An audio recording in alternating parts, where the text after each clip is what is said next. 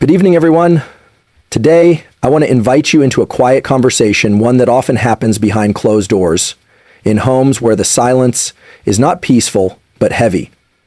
We're here to talk about something difficult, something often unseen, the way a narcissistic husband treats his wife.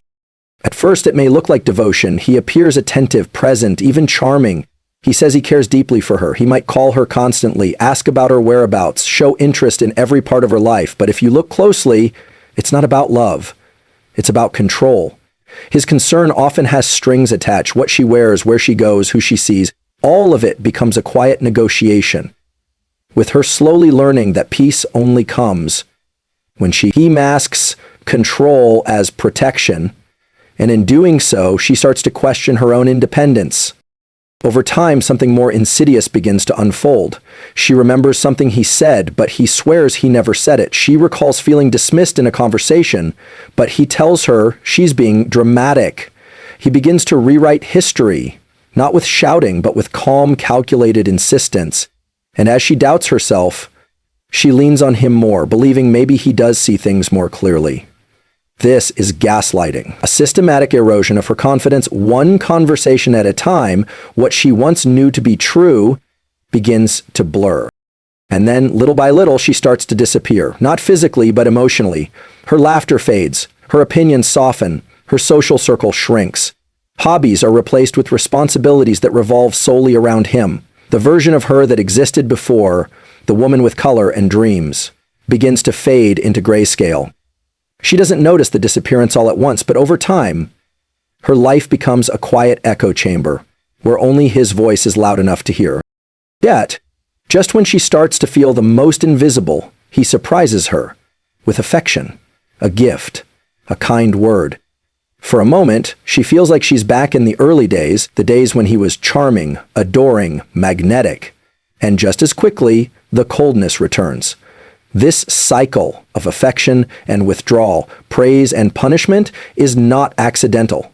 It's a form of control that mimics addiction. She begins to chase those moments of warmth, believing if she just does the right thing, he'll love her like he used to. This is not what love looks like. This is not what partnership feels like. And yet, I want to pause here to say this. If you see yourself in this story, you are not foolish, you are not weak, you are not broken. You are human. And humans, especially kind-hearted ones, often try to love someone into changing. But a narcissist does not change because you love harder. A narcissist changes only when he confronts himself, and even then, it is rare. So to the women who are quietly enduring, minimizing, hoping, it's okay to speak the truth. It's okay to want more, and it's okay to leave a version of love that's slowly undoing you. Because real love, healthy love, doesn't make you smaller. It doesn't ask you to disappear. It doesn't leave you wondering if you're enough. Real love sees you, hears you, and honors your wholeness. A narcissistic husband rarely presents as abusive or manipulative in the beginning. In fact, his behavior often appears attentive, even romantic. He may shower his wife with compliments, express deep concern for her well-being, and seem intensely interested in her daily life. But beneath that surface lies a subtler motive: control. His care is not selfless, it is conditional. He uses concern as a tool to dominate, wrapping possessiveness in the language of love. What begins as "I just want to make sure you're safe" slowly morphs into "I don't like when you wear that," or "Why didn't you tell me you were going out?" These remarks are rarely shouted. They are delivered calmly, often followed by a disarming smile, making it hard for the wife to see them as red flags. Over time, this control begins to tighten like a vice. The wife starts to adjust her choices, preemptively, not because she wants to, but because she knows what reaction might follow. She might avoid seeing certain friends because he doesn't trust them. She might change her clothes before leaving the house because he just wants her to look respectable. It doesn't feel like force, yet her world is becoming smaller. He sets the rules, and she learns to follow them, not because she agrees, but because defying them brings tension, accusations, or sulking that makes life more difficult. What makes this dynamic particularly damaging is its invisibility. From the outside, the husband may appear engaged and protective. Friends and family might comment on how involved he is, how much he loves her. And because the abuse doesn't always come with shouting or physical threats, the wife herself may not recognize what's happening. She might even feel guilty for feeling stifled. After all, isn't it nice that someone cares so much? But caring doesn't restrict. Love doesn't demand obedience. The narcissistic husband blurs those lines intentionally, creating a relationship in which his wife slowly loses autonomy while being told she's deeply cherished. He doesn't just want a partner, he wants possession. And so every "I'm just worried about you" becomes a seed planted not in affection, but in control, growing roots in her day-to-day decisions, her self-worth, her ability to move freely in her own life. Gaslighting is one of the most subtle yet deeply damaging tools a narcissistic husband uses to control and confuse his wife. Unlike overt abuse, gaslighting operates in the shadows, quietly distorting the wife's perception of reality over time. It begins with small contradictions. She might recall a conversation where he criticized her, but he denies ever saying it, adding a laugh or a condescending tone that makes her question her memory. When she brings up how she felt dismissed or hurt, he tells her she's being too sensitive or that she's imagining things. These moments may seem insignificant in isolation, but their cumulative effect is profound. He redefines not just individual events, but entire emotional experiences. If she's upset, he tells her she's overreacting. If she's angry, he says she's being irrational. Slowly, she begins to second-guess her emotions. She wonders if she's making things up or being unreasonable. The narcissistic husband thrives on this doubt. By making her question her instincts, he becomes her only source of validation. She stops trusting herself and starts leaning on him for clarity, interpretation, and emotional direction. This isn't accidental. It's deliberate. It keeps her disoriented and dependent. Over time, this manipulation seeps into every part of her inner world. She may start apologizing for things she didn't do, or for emotions she's perfectly entitled to feel. She might hesitate before speaking, unsure if her version of events will be accepted or dismissed. The world begins to feel unstable, not because it is, but because he has quietly undermined her ability to trust her own experience of it. This kind of psychological manipulation is cruel because it doesn't just change how she sees him, it changes how she sees herself. The narcissist will often pair gaslighting with moments of affection or reasonableness. After invalidating her feelings, he might comfort her, telling her he loves her and just wants to help her see things more clearly. This adds to the confusion. If he were always cruel, the pattern would be easier to spot, but his mixture of denial and tenderness makes it difficult for her to recognize the abuse. It blurs the line between care and control, truth and distortion, love and manipulation. What she experiences isn't just a disagreement, it's a steady unraveling of her confidence in her own mind. The erosion of identity in a relationship with a narcissistic husband doesn't happen all at once. It begins slowly, often unnoticed, as the wife starts adjusting small parts of herself to avoid conflict, to maintain peace, or to meet his ever-shifting expectations. She might stop voicing her opinions because they're always dismissed. She might distance herself from friends who make him uncomfortable, either because he subtly disapproves or overtly accuses them of being a bad influence. Each of these changes may seem minor in isolation, but together they form a pattern of self-erasure. Narcissistic men often need their partners to reflect back an idealized version of themselves. The wife, in this dynamic, is no longer seen as an individual but as an extension of him, someone whose role is to admire, support, and revolve around his needs. Her ambitions, her friendships, her voice, all become secondary to his presence. If she excels in something, he may downplay it or dismiss it to maintain the spotlight on himself. If she expresses a need, he might interpret it as criticism or ingratitude. Gradually, she learns that life is easier when she suppresses her individuality.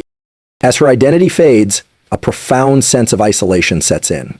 Not only is she becoming emotionally and socially isolated from others, but she also begins to lose connection with herself. She might struggle to make decisions without his input, not out of respect, but because she's unsure what she wants anymore. Her world, once filled with personal interests and meaningful relationships, shrinks into a space that revolves almost entirely around him.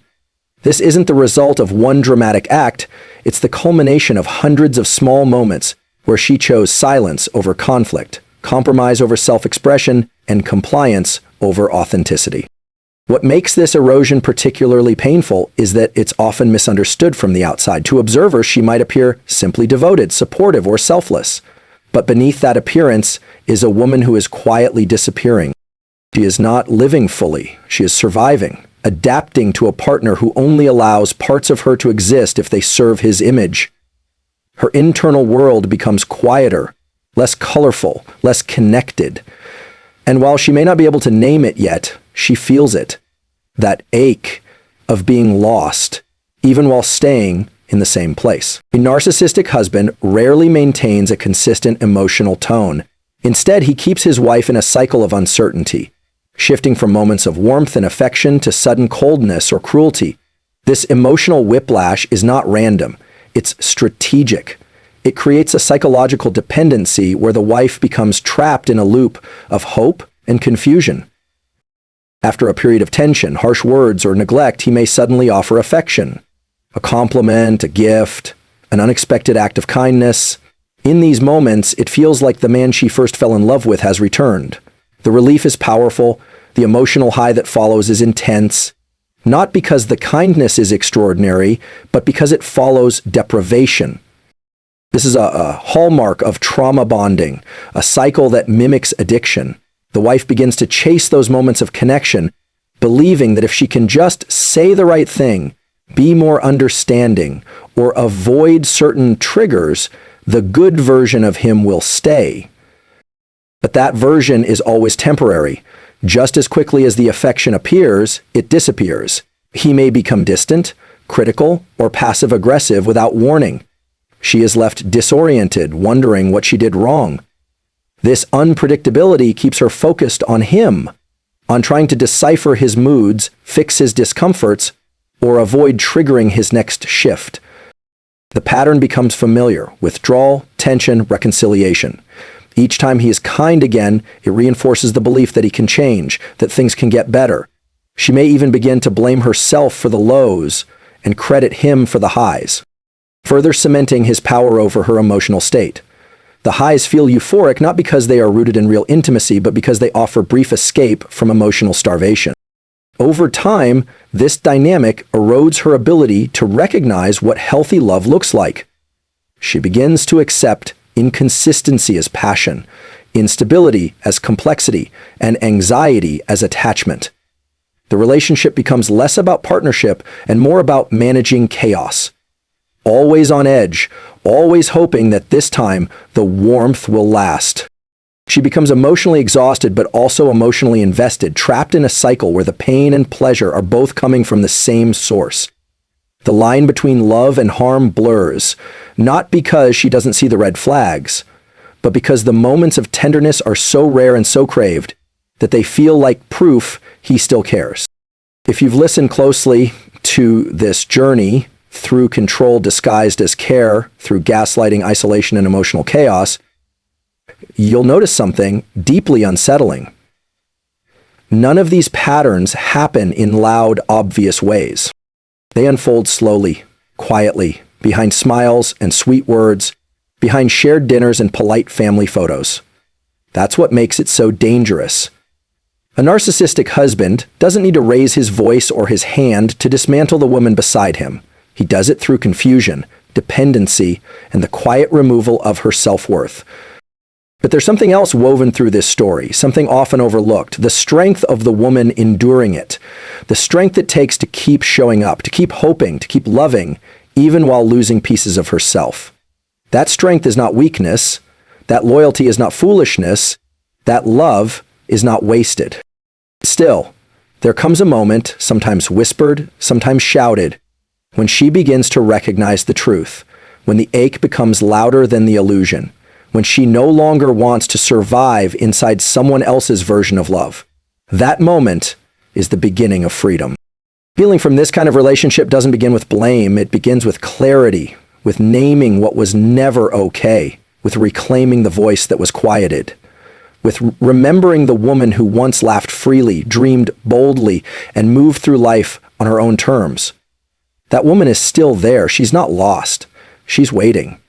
And she deserves a love that does not confuse, silence, or shrink her. She deserves a love that holds space for all of who she is